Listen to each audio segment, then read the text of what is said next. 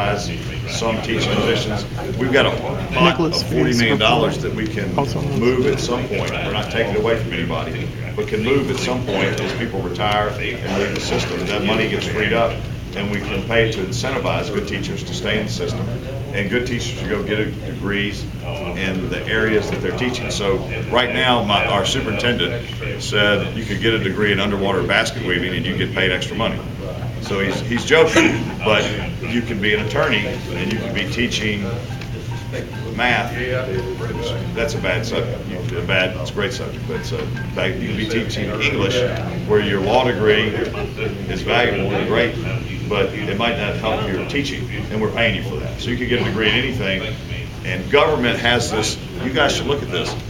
I think our city government has that. Our county government might have something, but there's police, fire. There's all kinds of in government where you incentivize to get a degree, but it might not necessarily help what you're doing in your job. It doesn't make you any better at your job. And I think you're at FedEx. I know they incentivize you to get education, but it's probably got to be in an area that you're doing it. So we can apply some business principles to government. So I read in the paper. I don't live by the paper. I don't live by blogs. I don't make my decisions. And a great Republican in Shelby County told me something. I took him to lunch about 3 months ago, which was Louis Donaldson. And at 95, 96, he's still pretty sharp. And he said to me that he remembers when he got elected to the city council back in the 60s, that he put some bill up in front of the city council. I don't call it a bill, but ordinance. And it had to do with fair wages or something, but something that most people wouldn't expect would have come from him. And Mayor Loeb called him in his office and said, I'm getting all these calls. I've got 137 calls against us and one for it. And he said, with all due respect, Mayor, I wasn't elected to count letters and calls. I was elected to do what's right and do what's good for our citizens. And I think this is right. That's what I'm going to do regardless of the pressure you're getting to not do that. So I think that's very important and a good thing to remember in our community. Some of the other things that we've done, we've changed some classroom sizes, but our budget, which I hope we approve today at 1 o'clock, is for about $1.2 billion. It's a large company we have in this community with over 20,000 employees, 147,000 students. So this community has not raised the level, and I do think we're overtaxed. And I'm not just pandering to you guys because I pay a lot of taxes. And I think there's always efficient ways to do things. We're going to have $75 million less next year, community-wide, combining two school systems, to educate our children than we did the previous year, so this year.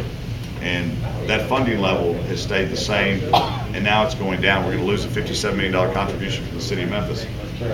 There was a whole 2-year planning process that led us to where we are today, and the merger, and the school's going to open on August the 5th, I think is the date. And in that process, a community-wide group of 21 members, including our Mayor Luttrell and people appointed by the House of Representatives, local officials, business leaders, education leaders, they said to us, you're going to have at least to have the same thing and make some changes, try to make it a world-class system for our children. It's going to cost you about $60 million in new revenue. You're going to need to see, and do all these things we say. It's going to, and we've gotten that down to the mid-30s. So I think we've done a good job, and I challenge. And whether we're all served by our county mayor and our city mayor, if we live in Cordova and we've been annexed, and I know you said you're an unincorporated, so the county mayor, but if you're a municipality, tell them to go do what the school board's done, is go take on the unions, tell them you're not going to do things a certain way. Tell your employees we're going to cut back jobs because it's the right thing to do. Tell your administrative staff we're going to take a 26% cut. And that includes positions. And it's not necessarily 26% of the staff, but it's 26% of the salaries associated with that.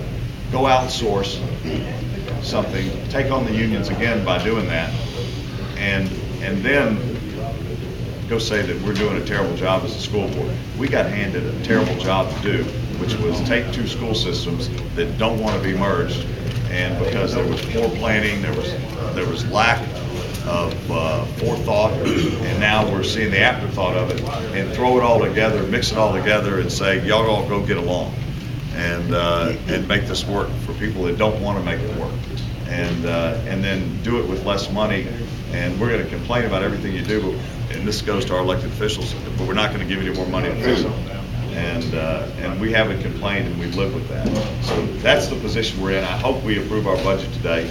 We had 172 recommendations that went through this planning process. We've approved almost every one of them.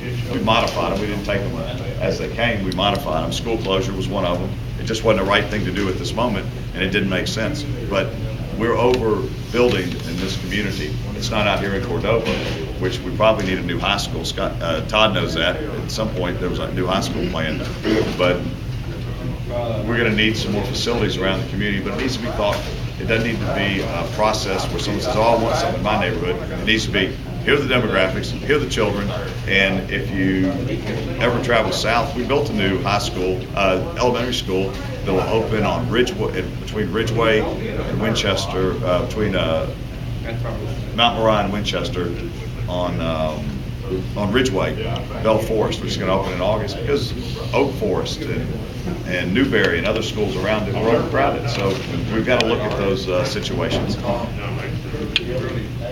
want to talk about municipal schools for a second, then I'm going to open it up to questions if that's what you want me to do. Some of you guys live in southern part of Cordova. It got annexed. It's part of the city of Memphis. Some of you don't. You live in unincorporated areas. You go to Germantown schools. You live in Hacks Cross area that go to Germantown schools. They're not Germantown schools. They're Shelby County schools that happen to be located in Germantown. And in my opinion,